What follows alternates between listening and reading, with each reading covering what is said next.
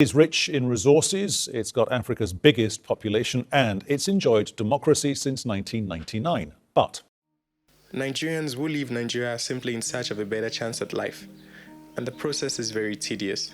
From getting a travel passport and getting a visa of the country you wish to relocate to can be a very difficult process.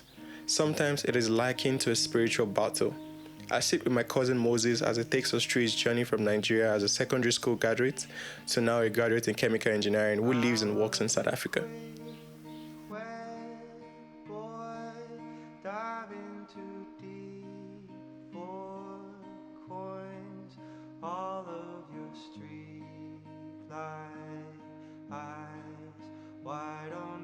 Nigeria. I went to this place. It was in what was this place? I think it was somewhere in Ikeja somewhere. Okay. VFS office to get my visas and all of that stuff. How was your Okay, mine was I went to a custom office in Ibadan. Okay. I think it's Alapata, close to the, I'm not so sure, but then it was close to, I think Iwo Road, close to the government house. So originally you used to live in Ibadan? Originally Ife. Ife, Ocean State. Alright, keep going. Yeah, where you staff quarters. Yeah. So yeah, that was the vibe. Then I think as at then there was no office close by. Yeah. The only closest office was Ibadan. So Yeah. everyone has to go to Ibadan then. I think about of recent now, I think there's an office in Ocean State, which is in Oshobo. But then initially I had to go to Ibadan. And I think also at that point as well, I was also staying in Ibadan as well part-time. Yeah. Yeah, so obviously the address that I used was in Ibadan, so definitely I had to go there. So the process then, initially, how much was the... Oh, you were trying to get your passport first? Yeah, I had to get my passport first. Then after getting my passport, they will ask you a lot of series of questions. What are the reason of getting your passport? What do you want to go do? Keep going. Then I was coming as a minor, so they needed a signature from both parents to confirm that, okay, truly, this person is going to do the purpose he has ascribed or stated that he is going for. So, yeah. You were a minor, so Yeah, I was a minor you understand then. what minor was. And after getting your passports, you had to go to Lagos to get your visa, right? Yes. And what was that process like? Ooh, it was hectic. But nowadays, I got rejected on the first time I tried to get a visa. Is it? Believe me. Wow. My dad forgot to sign on the invitation letter. Wow. So my first application letter to South Africa, I got rejected. That's crazy. Rejected. That's crazy, bro. That's crazy. Just because of his signature. Okay, mine. Okay, then the embassy was the one that was issuing visa and everything. I can remember that was around 2008, 2009. It was hectic. It was packed. Like you could sit there. Everyone had to queue up if you were going to get a visa. Bro, I saw some people sleeping there. Some people slept there to get visa. Yes. The amount of people trying to leave Nigeria is crazy, bro. It's very crazy because you can see the way the country is. It's not that there are good opportunities there. There are great opportunities to actually make something of yourself. It's just like we have leaders that are not that inconsiderate, and it's like they are myopic. They don't see the long distance. They only care about They're the short-sighted. But I also feel like at the same time, I would feel like they're doing it on purpose because you could see most of them have traveled out. For example, in Cape Town, there's a reserve. They call it the Christian Bush Natural Reserve, where there are I think flowers. I forgot the name of the flowers. When you enter to your left, there's like a monument where they said this place was visited by President Olusegun Obasanjo, President of the Federal Republic of Nigeria in the year 2004 or 6. So I'm now imagining if these people actually have been here, they've seen how good these places are and how good these places how developed this place. Why is it that they're not trying to replicate the same thing back at home? It's sad, man. I think the state of Nigeria in terms of the governance is another discussion for another day. True. Let's just stay on track and keep going. Yeah. So what was the process like to get your visa when you went to VFS? The first time, it wasn't VFS, as I said earlier, it was still the embassy that was issuing South African embassy. South African embassy. And we had to wake up as early as 4 a.m. Hectic. And we have to drive there we got there around 5. They didn't, because my own side, they almost made me fast for visa. It's crazy. No. You didn't do that. I didn't do that. You just have to wake up very early and be there. Guys, still feeling I'm just sleepy. speaking off camera. In Nigeria, sometimes some people will fast for 30 days. Just they to will get- pray just to get visa. That's spiritual warfare or Bro. Anyways, let's be going. So then we got there around 5, and I could promise you when we got there around 5, there were more than 200 people. I'm Already? not exaggerating. There are more than 200 people already there who are also trying to get a visa to leave the country. That was around 2008, 2009, thereabout. So it was ridiculous, and then there was nothing like you get a number, you queue, they call you based on number. You all try and squeeze yourself in. Whoever gets in first gets the opportunity. So I'll say it was a bit barbaric, but it's just the gotta do what you gotta do. You just need to do what you need to do to get in there. And your application then, I don't know if you can remember, I came in like visiting my past, all of that, relationship, father, son, all of that stuff. And what was your study permit or? Mine was I was visiting my mom. Okay. Because she was here doing her PhD, she was already here. So I was visiting her. So I came in, I was there, then my mom was like, okay, you know what? I actually would prefer you study here than go back home. But initially back at home, I already wrote my WAEC. So I think I already wrote post UTM. No, I already wrote JAM. I was just waiting to write what's it called, post UTM. Post JAM to get into university. That process is crazy, bro. Then I got admission into Unilag. Guess my course. They gave me fishery. I'm like, nah, I'm not doing this. I want to do mass comm. That's the issue. I got a very whack-ass course. I'm sorry for you. So then I got in. I wanted to study. Was it? Then there's no one to give you career guide back at home. It's only what you hear people say. This is the course that is right now. This is what is. That's what's hot. That's what is hot. There's no one to tell you that in the next 10, 20 years, this is the trend. This is the prospect. You see. So that was okay. I wanted to go for civil. Or civil, mechanical, or was it civil, mechanical, or architecture, or aeronautic engineering. Everybody's doing the same thing. So that was the plan. But when I got here, I was like, well, this place there's constant electricity. Yeah, there's water. All those issues we have in Nigeria, don't really have it. So I was like, okay, you know what? I'll take the idea. Why not study here? Then we went out to find out. Okay, the university as first they won't take me. Yeah. So they said no, and WAEC they don't recognize WAEC. Yeah. Like that was back then. Yeah.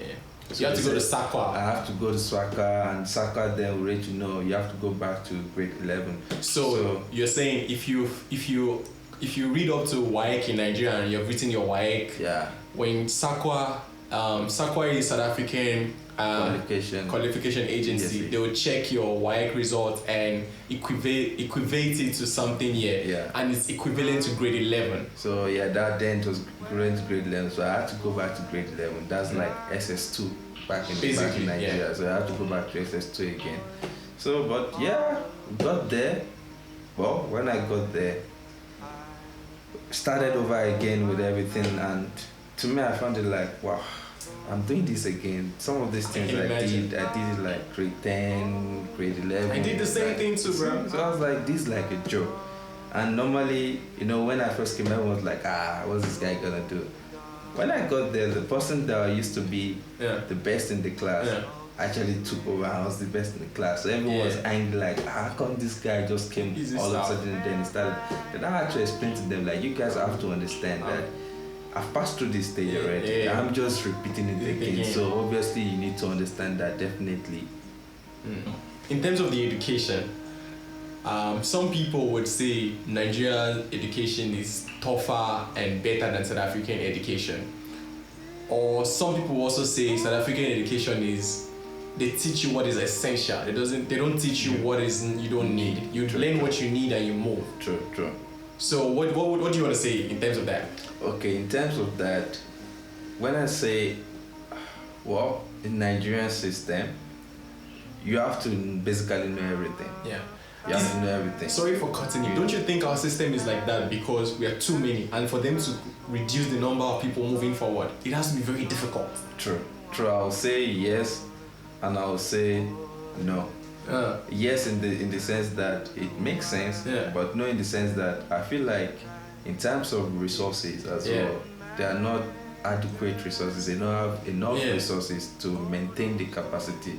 So they will That's just in Nigeria. push it in your face and say that's in Nigeria. Just put it in your face and say, well, you guys have to just go and know all of this. Then you come back and here's a test. There you see. But in the case here in SA, In South Africa, you can't do that. In South Africa, you can't do that because simple education, straight to the point. What you need to know, what you would apply in life, and boom, that's what they'll teach you. And even the lecturer that is about to teach you, he or she knows that if she doesn't do her job, she can get reported. By the students. By the student. Yeah.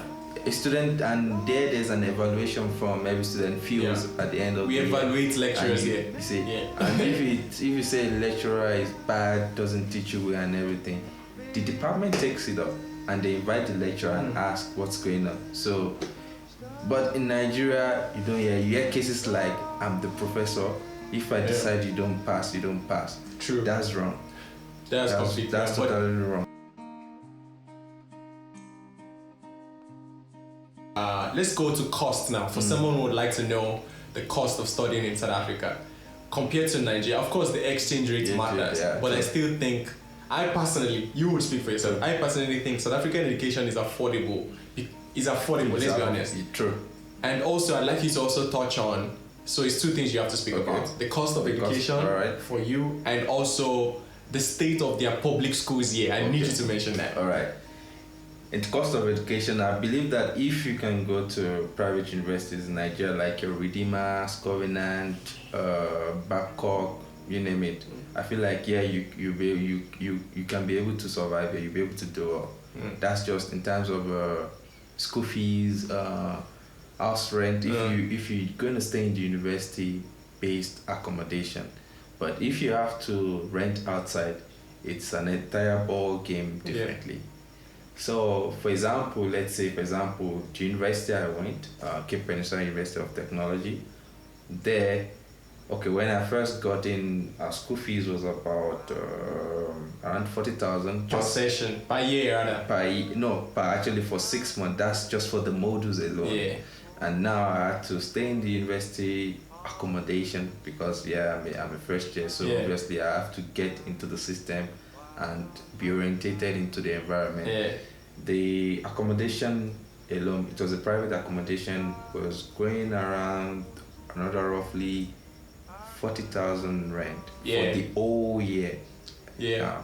And now if you multiply that by 30 accommodation, that's 1.2, another 1.2 million naira. So that's equivalent of 2.5 million naira just for 6 months. Accommodation and school fees. That's just for accommodations for the whole year. The school fees is actually also for the whole year. So that's like for the whole year. So that's for the year. That's like 2.10. After that, once that is gone, then you now have to think about food, and the cost of feeding a year is actually cheap. Food is quite cheap. Food is actually quite cheap. So I wanted to mention, like, I went to, when I was in Nigeria, right? I visited Unilag, Ife. When I was in Nigeria, I've never left Nigeria before. I went to Ghana and all those places. I didn't really see the prospect of, this is what that, to me that was like, this is a dope university.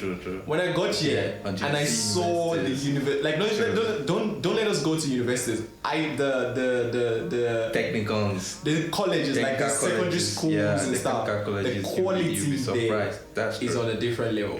I remember when we used to go to, when I got here, I had to do grade 12. We went to Fusion, like a government school. They gave us food, they gave us books, there was internet, everything was there. Well, in Nigeria, I feel like there are people who are meant to do that, but now they embezzle the money. I don't want to talk about Nigerian politics because we will never finish. True. In terms of university, I've been to some university. I've been to University of Pretoria. I've been to Stellenbosch University. Of course, TUT, right? You've been to I've been to TUT. TUT. I've been to University of Cape Town, my university. I've been to University of Western Cape, and I can tell you, I've been to in Nigeria as well. I've been to, at least I've been the opportunity to see Unilag, Uniport, and as well as OAU. Okay. Compare them. OAU. That's where Are they on the same level? I grew up. South African universities and Nigerian universities? No, they're not. Who is far behind? I would say Nigeria is far behind, to be honest. But one thing I would say, the structure, okay, let's say for example, if we use OAU for example, OAU has the structure, has the amenities, has everything. It's just like people are not maintaining it. It's collapsing. And it's collapsing because if you go to OAU for example, you still find like the structures you find in UCT, you could see, it's the same thing. Like the 60s, 1940s, 90s. It's still well maintained in UCT. And you go to OAU, Obafemi University in Ilefe, which is in Nigeria, you see like it's the same thing, the same concept.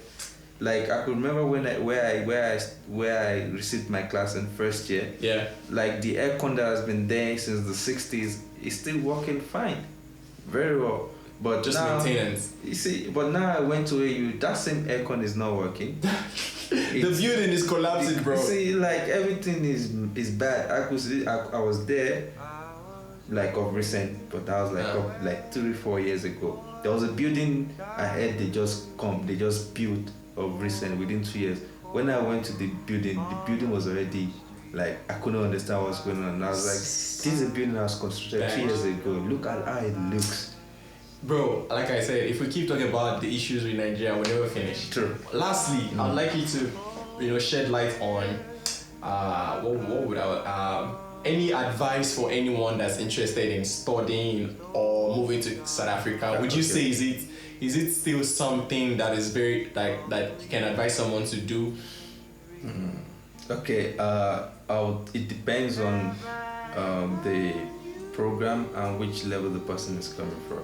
Facts. So, if it's undergrad, well, I wouldn't advise the person to come because things are not as easy, convenient as it is before. Yeah. You have to go through a lot of scrutiny. Yeah. And they'll scrutiny. What do you mean? Like in terms of they'll first scrutinize SAQA, they'll scrutinize all your documents. And you have to pay international price and all those things. So that alone, it's going to be like a pain.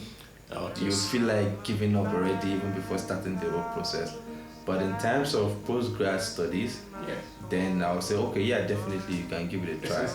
But now the issue is in terms of there are still couple and few opportunities in terms of scholarship, bursary opportunities you can get. But in South Africa. Yeah, in South Africa. Yeah. So definitely I would advise, on the undergrad level, it's not something I would really advise because the chances of you getting a scholarship or a government fund or any bursary or whatsoever for an international student is very, very, very, very slim. When I say very, very, very slim, it's like within 1 to 10%. I wasn't say 10% is too much. I would say within 1 to 5%. So that's just it. And at least with the postgrad, I would say, okay, the opportunity of you getting a government fund, scholarship or bursary, at least you have a higher percentage, let's say between 0 to about 65%. And getting a visa for you as a postgrad will be much easier. Because you're coming on a qualified, more experienced platinum that's basis. Very true. That's true. And also, personally, I'm off screen, but I would also like to say something that for any Nigerian or anyone across the African continent that would like to explore overseas, like going to Europe or wherever, I think South Africa is a good starting point for it. Because if you look at a bunch of other African countries, South Africa seems to be actually like the top country in the continent right now. I don't know about Morocco and those places, but I'll say in terms of places that is still controlled by some number of black people, South Africa is it. But in terms of infrastructure, the plan, it's well planned, the infrastructure adequate and up to date. So I would say, it's a good advice. And there are a couple of places I would say if you want to explore Europe, I would say there are a couple of places okay. There's one place in particular that stands out, which I'll say Cape Town in the Western Cape. Cape Town stands out. Yeah. It's like you're living in Europe. True. Honestly, and it's in Africa. Yeah. Anyways, it was even myself and you were at the end, like the peak of, on African map. I'll show them what it looks like on the video. That tip of Africa. We were there. I'll put the drone shots of that clip, myself and him. But anyways, one last note for people that have heard the news of xenophobia and all of those. I feel like the media took it to a whole nother level because, fine, you meet good and bad people, but not like. Would you say coming to South Africa, do you regret it, or you're like, I'm thankful I did this? I'll say I'm happy I did it because now I have two different experiences, two different backgrounds. So in terms of xenophobia, you meet great people. Yeah. You meet people who don't understand. Yeah. People who needs to be educated. Yeah. And one thing I'll always say is like, it's like a parable they always say at home. I can't live in my house and you come to my house and be dictating for me how I can live, or tell me like, hey, you're doing this in your house, you're not doing it right, you're doing it wrong. You can't come and take over someone else's house. See, you can't come and take over someone. You have to respect Facts. the rules and the laws and the guidelines that are in place for you to stay in that particular place. Sure. I can put, for example, a scenario whereby a friend of my mom was driving, but that was like a couple years ago. Yeah, in South Africa. Yeah, and the vice president of the country was also driving just next to her, and there was no big deal. There was no siren. There was no escapade. There was no police. What's it called? Security forces driving with her. And the red light asked them to stop. He also stopped, and she stopped. Everyone stopped. Everyone obeyed. But now in Nigeria, your vice president, for example, sorry to say that, if that was the case, obviously they will stop everyone from moving for him to move. Bro, thank you for this conversation, man. I really appreciate it. I just want to leave one final note that in Nigeria, as far as I'm concerned, we don't have leaders, we have rulers. True. They're just ruling us. We don't have leaders. If you want to really know, I mean, I'm not saying South Africa is perfect, but if you want to really know a glimpse of what real leadership looks like, just look out for South Africa. I think you can see what leadership looks like. It's very transparent. They're trying their best, but still there's still corrupt people in it, but definitely. we can still see what good leadership can turn out to be. Anyways, thanks a lot, bro. Is there any other thing you'd like to say? Is there any other thing you'd like to say? But I'll say you should check South Africa out. Come for a visit, at least for you to have an experience of what is going on and how the atmosphere is, how the people is. You really meet friendly people and great not people. what BBC is always showing xenophobic. Bro. So yeah, man, thanks for tuning in, guys. Don't forget to hit the like button. Don't forget to comment. Don't forget to subscribe. And tell a friend about this channel, man. We're bringing something fresh. See you in a bit. I'll see you guys in a few days. I don't like saying soon because these videos I'm trying to put out now will take me a lot of time. See you in a bit. Cheers, man. See you guys.